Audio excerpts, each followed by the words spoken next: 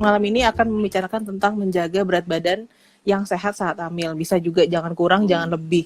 Nah, ini mungkin dokter mau memberikan penjelasan dulu, Dok, sambil menunggu pertanyaan Mams terkumpul, Dok, seputar topik kita malam ini. Pertama, kalau kita ngomongin menjaga berat badan yang sehat, kita harus tahu dulu nih, yang dimaksudkan sehat tuh kayak gimana sih, ya kan? Yeah. Karena tidak semua mams itu sama, ya kan? Perawakannya beda-beda, orang tuh beda-beda.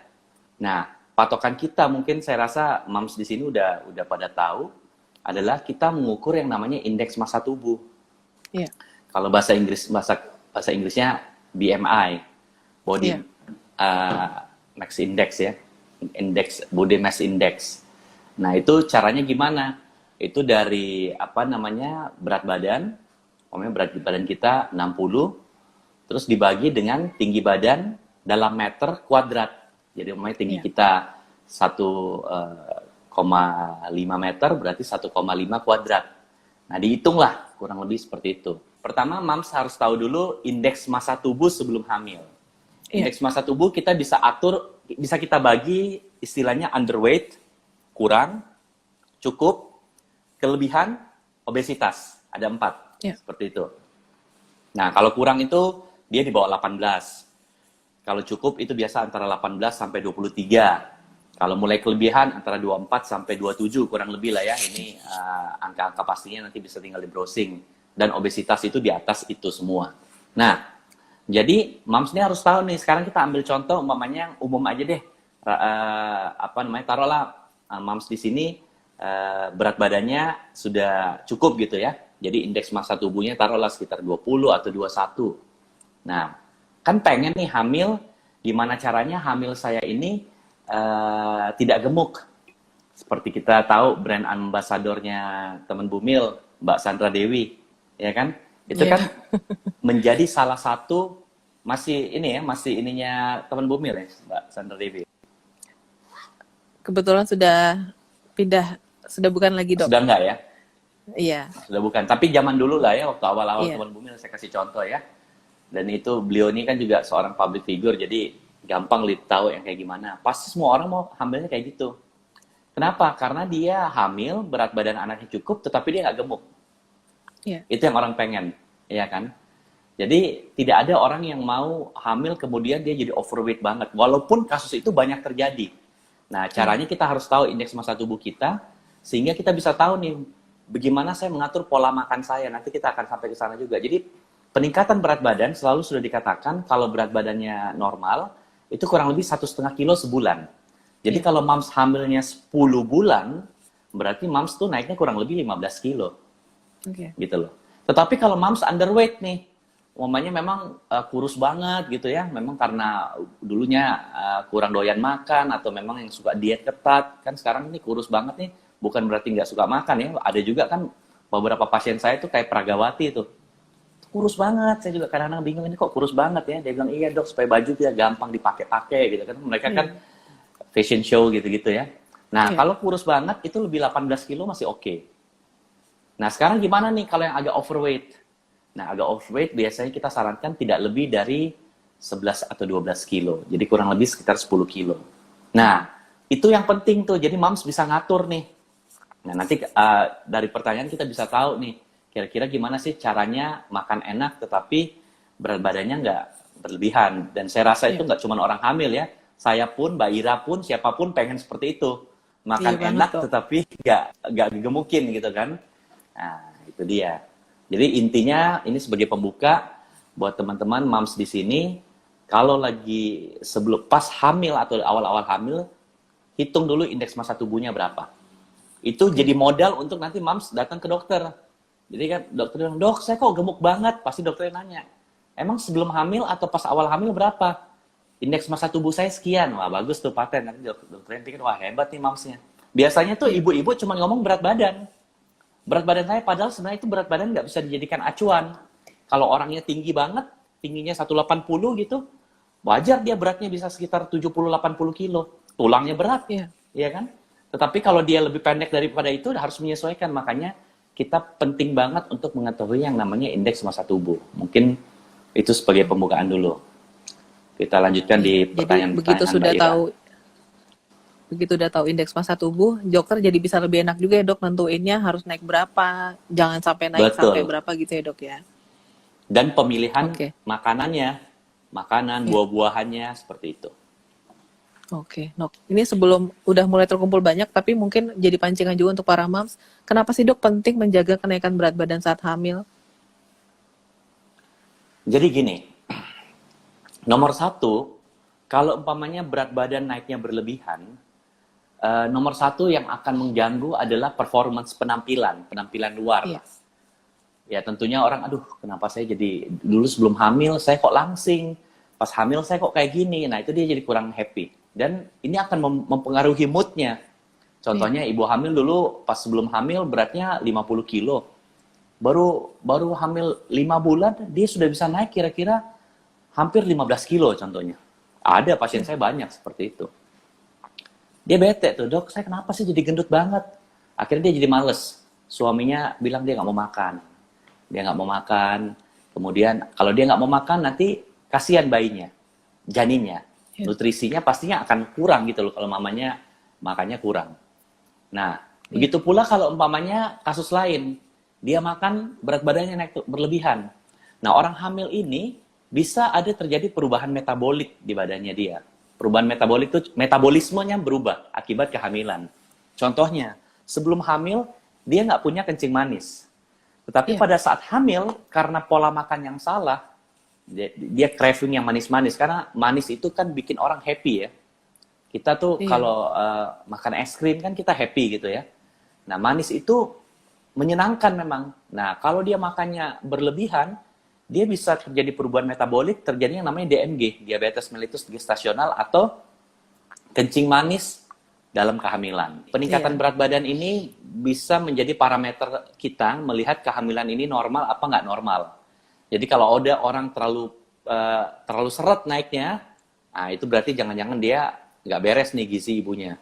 Begitu pula iya, kalau dia naiknya berlebihan. Rata-rata ibu hamil itu kasusnya justru bukan jarang naik, tetapi naiknya kelebihan. Rata-rata itu. iya, Nah, yang ditakutkan selain tadi mengganggu performance, takutnya nanti ada masalah-masalah atau penyakit-penyakit yang bisa terjadi. Contohnya kencing manis dalam kehamilan, hipertensi dalam kehamilan, seperti tahu ngeri-ngerinya juga bisa preeklamsia. iya.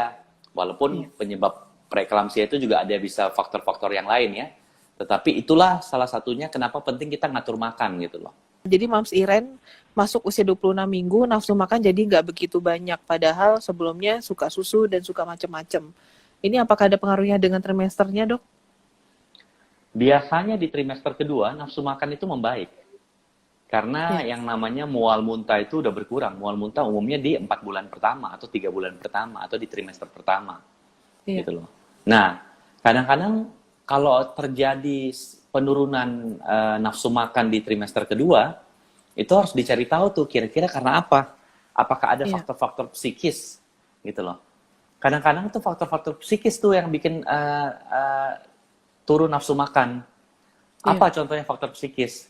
Nah, mungkin pada saat trimester kedua kan perut semakin besar. Ada banyak faktor lah ya, saya ceritain. Umpamanya ada ibu-ibu pasien saya. Dia udah punya anak 2 laki-laki. Tahu hamil iya, lagi cewek nih. Ya kan? Ketahuan di pas USG 22 minggu gitu loh. iya. Dia agak sedikit kayak kecewa gitu loh. Aduh kok cowok lagi gitu ya. Begitu Mm-mm. barangkali yang perempuan. Jadi faktor-faktor psikis seperti itu bisa saja mempengaruhi nafsu makan gitu loh. Nah, Oke. kadang-kadang pada beberapa moms yang bekerja umpamanya, kalau dia terlalu capek, karena trimester kedua itu badan kan udah mulai capek tuh.